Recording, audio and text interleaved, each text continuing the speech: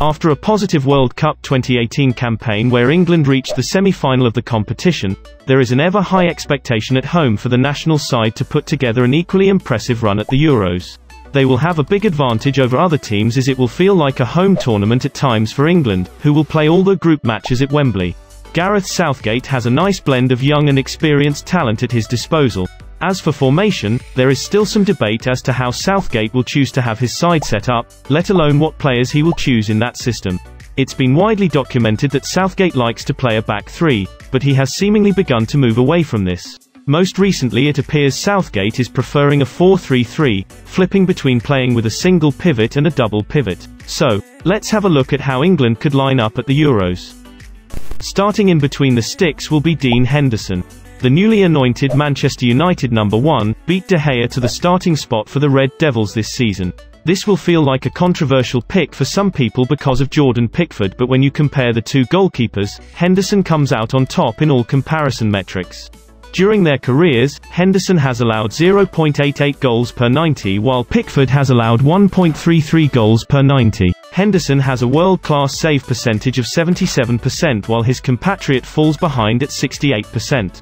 When you minus the number of goals conceded from the post-shot XG from the last two seasons, we can see that Henderson has outperformed his PSXG by 5.2, which means he has saved his team from conceding 5 goals on his own, while Pickford has underperformed his PSXG by 4.3, which means he has let in 4 more goals than he should have. Even at saving penalties, Henderson outperforms Pickford, with the former having a penalty save percentage of 27.8% to the 22% for the latter, which will come in handy during the knockout stages. Starting at centre-back will be his club captain, Harry Maguire. Maguire has been rock solid for United this season, barring a rare few mistakes. His absence during United's downfall during the tail end of the season shows just how important of a player he is. Maguire has a massive presence in both boxes, proving himself a valuable asset on both offensive and defensive set-pieces. He's comfortable on the ball and ranks highly amongst European centre-backs for ball progression both by carries and passes. He has been a mainstay for Southgate's England ever since the 2018 World Cup and will be one of the first names on the team sheet if he's fit. Partnering him in the heart of the defence will be his City rival, John Stones. Stones has made an unlikely comeback to form this season after his days at City seemed to be numbered last summer. Stones is elite at playing out from the back. He ranks in the 99th percentile in pass completion and progressive carries amongst all centre-backs in Europe for the last season. He also has a non-penalty XG of 0.12 per 90, which shows that he's also a huge threat on set pieces. Partnering with Diaz, he led City to one of the meanest defensive records in Europe and will be hoping to build a similar partnership with Maguire. Resurgent Luke Shaw will start as England's left-back. Doubts were emerging over Shaw as to whether he was the right man to start at left-back at Man United, but this season he has proved the doubters wrong, winning United's Players' Player of the Season. Shaw has averaged 3.43 shot-creating actions, 5.53 progressive passes and 7.43 progressive carries per 90 this season, which ranks amongst the 90th percentile of all fullbacks in Europe. He is also defensively sound, which makes him a natural choice as the starting left-back. Veteran Kyle Walker will feature at right-back. Guardiola has transformed Walker from a flying fullback to a more conservative, defense-first, ball-playing, counter-attack killing, inverted fullback. This reflects in his stats for the last season as he averaged 84.64 passes attempted with 88.7% pass completion per 90 and 6.18 progressive passes per 90, all of which rank him amongst the top 5% of the fullbacks in Europe. Walker will add a great amount of experience and stability at the right-back position for this side. Shielding the back four in the midfield double pivot will be West Ham anchorman, Declan Rice. Rice has been the undeniable best number 6 in the Premier League this season, carrying West Ham to the Europa League spot. Rice is a well-rounded midfielder and can play as a 6 or an 8. His huge stature allows him to dominate the midfield physically. But this doesn't take away the fact that he's a technically gifted footballer. He's good at playing simple passes but can also thread a nice through ball on occasion. He can also make aggressive runs through the middle of the pitch, opening up spaces for his wide players to run into.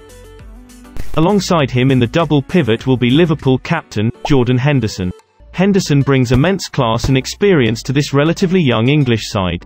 He's been dealing with injuries for most of the season but should be fit enough to start against Croatia in their first game. Henderson's true strengths will be displayed when England play without the ball. He is a tremendous presser of the ball and can cover spaces efficiently when the fullbacks bomb forward. And further forward completing the midfield trio will be the Champions League winner, Mason Mount. Jack Grealish was the best option to start as the number 10 before his injury, but due to lack of game time and match sharpness, Mount looks like he's nailed on for this spot. Mason Mount is an incredible footballer and can do everything which a manager wants his midfielder to do.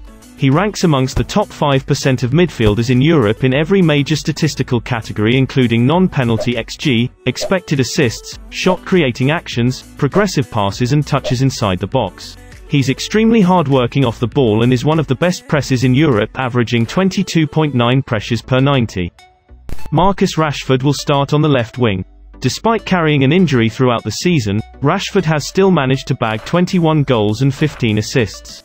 In this England setup with Kane dropping in the half spaces, Rashford could be a perfect fit on the left wing, imitating the link-up between Kane and Heung-min Son at Spurs. Rashford is one of the best dribblers of the ball in world football and can create a moment of magic at any given time.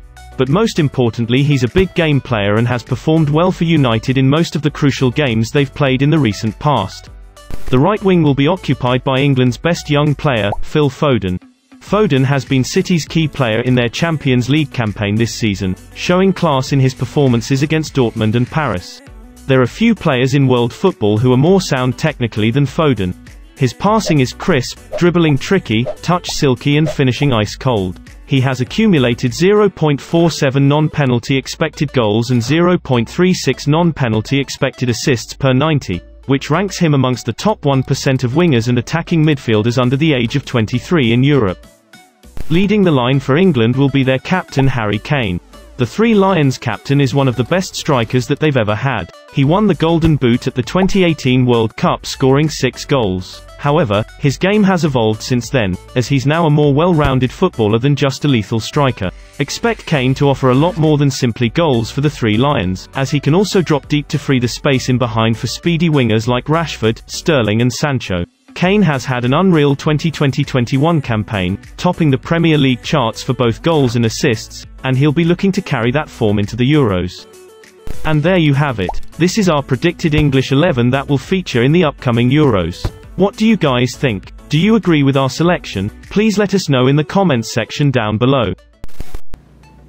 Hey guys, thank you for watching the video. If you've enjoyed it, please hit the like button and subscribe to the channel. Also leave your thoughts in the comment section down below. Thank you and see you in the next one.